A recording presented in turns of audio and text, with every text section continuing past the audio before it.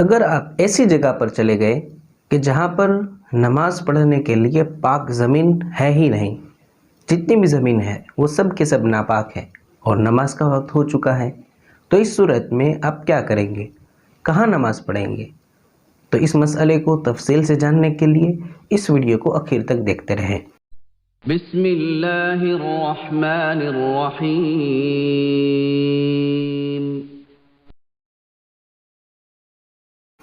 السلام علیکم ورحمۃ اللہ وبرکاتہ۔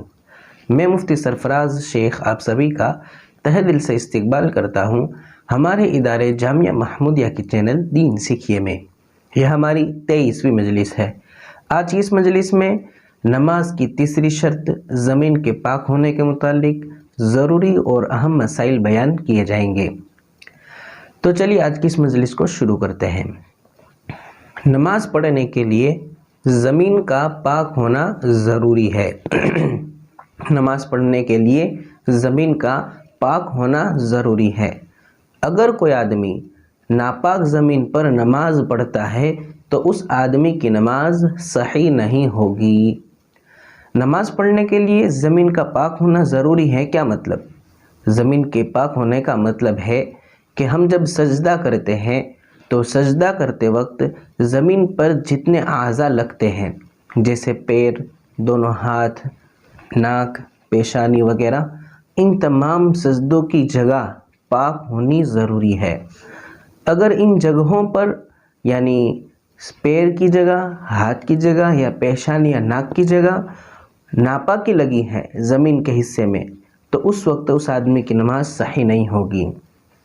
اگر زمین ناپاک ہو جائے تو اس ناپاک زمین کو کیسے پاک کیا جائے گا؟ ویسے تو زمین پر اگر ناپاکی لگی ہوئی ہے وہ سوکھ جائے اور سوکھنے کے بعد نجاست کا اثر بھی ختم ہو جائے، یعنی بدبو، دھبا وغیرہ بھی ختم ہو جائے تو وہ زمین خود بخود پاک ہو جاتی ہے۔ لیکن اگر کوئی ایسی ناپاکی لگی ہے جس کے سوکھنے کے بعد بھی نجاست کا اثر ختم نہیں ہوا تو اس صورت میں زمین کو کیسے پاک کریں گے؟ تو 3 طریقے ہیں اس زمین کو پاک کرنے کے لیے۔ نمبر 1، اگر زمین نرم ہے جس کو کھود سکتے ہیں تو زمین کے اس ناپاک حصے کو کھود کر الگ کر لیا جائے تو باقی بچی زمین پاک رہے گی۔ دوسرا طریقہ یہ ہے کہ اگر اس زمین پر پانی بہا دیا جائے کہ جس سے ناپاکی وہاں سے ہٹ جائے، تو جیسے ہی پانی سے ناپاکی بہہ جائے گی، وہاں سے چلی جائے گی تو باقی بچی زمین پر جب وہ پانی سوکھ جائے گا تو پانی کے سوکھنے کے بعد وہ زمین پاک رہے گی۔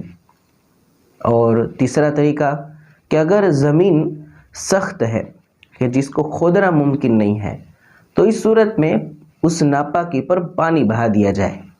جب ناپاکی پانی کے ساتھ چلی جائے گی تو اس کے بعد وائپر سے یا کسی بھی چیز سے اس زمین سے پانی کو دور کر لیا جائے۔ جب زمین سے پانی کو ہٹا لیا جائے گا، دور کر لیا جائے گا تو باقی زمین پاک رہے گی۔ تو یہ کل 3 طریقے تھے زمین کو پاک کرنے کے لیے۔ یہی حکم ان چیزوں کا بھی رہے گا کہ جو زمین سے لگی ہوئی ہے، جیسے کہ دیوار ہے، مکان کی چھت ہے یا پیڑ پودے ہیں، یہ سب بھی زمین سے لگے ہوئے ہیں تو ان تمام چیزوں کا بھی یہی حکم رہے گا۔ مطلب کہ اگر ان پر ناپاکی لگی اور ناپاکی لگنے کے بعد سوکھ گئی اور اس کا اثر یعنی بدبو اور دھبا بھی ختم ہو گیا تو وہ چیزیں پاک ہو جائے گی۔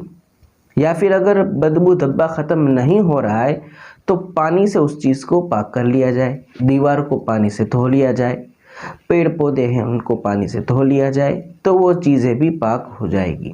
اب آخر میں ہمارے اس سوال کو سمجھتے ہیں کہ زمین پر ناپاکی لگی ہوئی ہے، کوئی پاک زمین ہے ہی نہیں نماز پڑھنے کے لیے، تو اس وقت دیکھا جائے گا کہ اگر زمین پر جو ناپاکی لگی ہے وہ سوکھ گئی ہے تو ایسی کوئی چیز کہ جس کے آر پار نہ دکھتا ہو، مطلب جس کو زمین پر اس ناپاکی پر بچھانے کے بعد اس کے آر پار نہ دکھتا ہو، ایسی کوئی بھی چیز جیسے چادر یا مصلی بچھا کر نماز پڑھ سکتے ہیں۔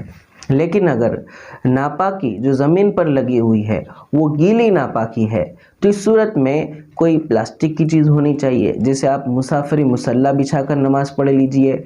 मुसाफरी मुसल्ला एक प्लास्टिक का मुसल्ला होता है, या फिर कोई ऐसी चीज़ बिछाकर नमाज़ पढ़ लीजिए कि जिसके आर पार न दिखता हो और जिसके बिछाने के बाद नीचे से गीली नापाकी ऊपर तक ना आए।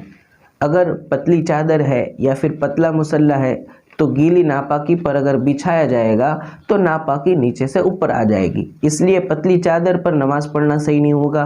इसी तरह पतले मुसल्ले पर नमाज पढ़ना सही नहीं होगा। हाँ, अगर कपड़े का मुसल्ला है और वो इतना मोटा है कि जिसको नापाकी पर बिछाने के बाद वो गीली नापाकी ऊपर नहीं आती, तो इस सूरत में उस मुसल्ले पर भी नमाज पढ़ सकते हैं। या फिर कोई भी ऐसी चीज़ कि जिसके आर पार न दिखता हो और जिसके ज़मीन पर बिछाने के बाद गीली नापाकी ऊपर न आती हो, तो ऐसी कोई भी चीज़ पर आप नमाज पढ़ सकते हैं।